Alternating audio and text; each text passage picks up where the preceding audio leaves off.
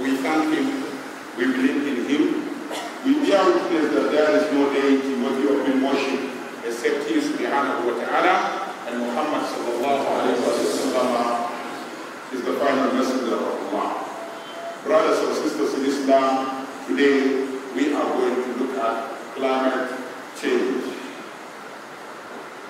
Because the Nigerian Meteorological Agency, NIMET, in analyzing meteorological parameters, has produced its seasonal rainfall prediction, or SRP. Relevant to this discussion is the prediction that rainfall is predicted to be below normal over Yobe, Kano, Bauchi, Gombe, Kebbi, Plateau, Taraba, Benue, Kogi, and etc.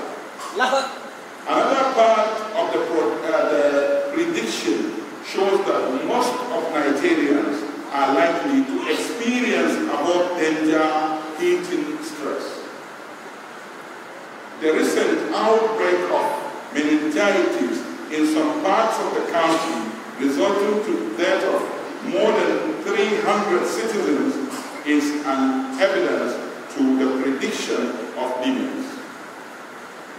The Quran, in its 24th chapter, verse 43, explains how Allah subhanahu wa ta'ala controls the climate and the rain.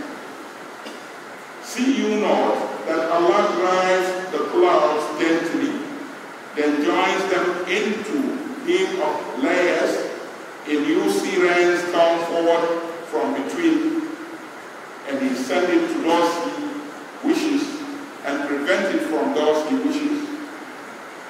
In a similar verse, in chapter 7, Allah says, and it is He who sent the winds as heralds of glad tidings before His mercy. Till when they have carried a heavy laden cloud, we drag it to a land that is dead. Then we cause water to descend.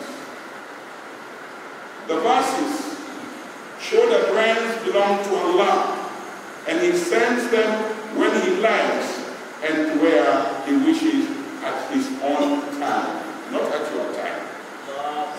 At His own time. Conclusion. Permit me to conclude this sermon by saying, as we believe in Allah's absolute control in climate changes, we must also do the right thing by 1. Taking early warnings serious.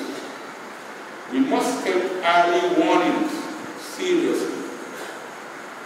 Number 2, taking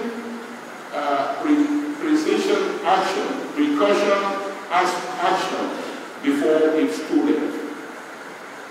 At times in Nigeria, we always do fire brigade approach until when there is fire. Until when people start dying, then you will see different kinds of chemicals and different kinds of, you get it? Now, number 3, supplications for Allah's intervention. We must ask Allah subhanahu wa ta'ala to intervene. People are dying in Zamfara, in Kano, in Katsina, in FCT itself. We must ask Allah subhanahu wa ta'ala to prevent us.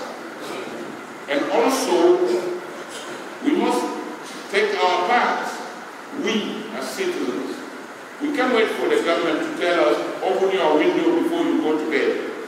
We can't wait for the government to tell us that we must open our windows, we must not stay, in our bedrooms. And lastly, we must change our attitudes that are dangerous to our environment. At times, man is he who spoils his environment. we do things that are not environmentally friendly.